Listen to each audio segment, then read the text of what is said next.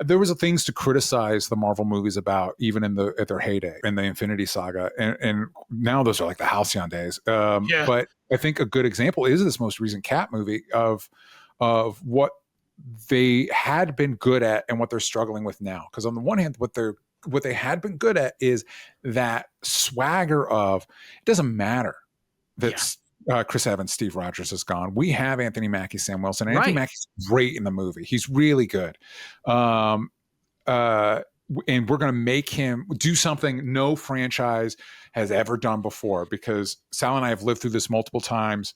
Like, maybe we're doing something new with Batman in the comics, but now there's a new Batman movie, like Dick Grayson's Batman. We could probably ride this train for like a decade, maybe, of just Dick Grayson being back. If you did this back in the day, we could have ridden this, maybe not Dick Grayson because Batman's Batman, but other characters had long runs. But now there's a movie coming out and Bruce Wayne's Batman in it. So now we have to reset the comics to accommodate the movies. Yep.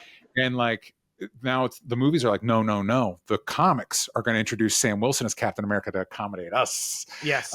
And we've got a legacy character. We just did a show with them. We got a legacy character on the screen. So they've got that confidence. That's what they used to. You're going to love Guardians of the Galaxy. We're going to make you love Thor. We're going to make you love da-da-da. But they reshot it and recut it and re-edited it to death. And now it's like, this is nothing. It's more like a fear.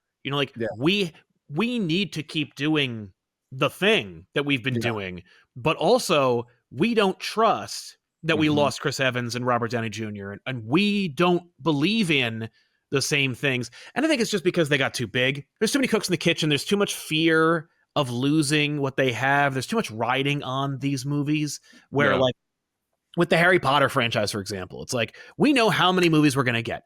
And we know that even if these movies do better and better, and Warner Brothers is like entirely reliant on this franchise, just do the book.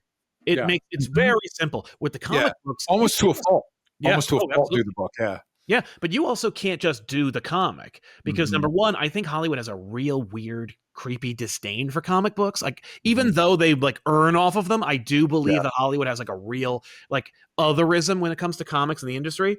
But I think there's that like element to it, but also this fear of like which book and when. I don't know enough to pick a book and go with it.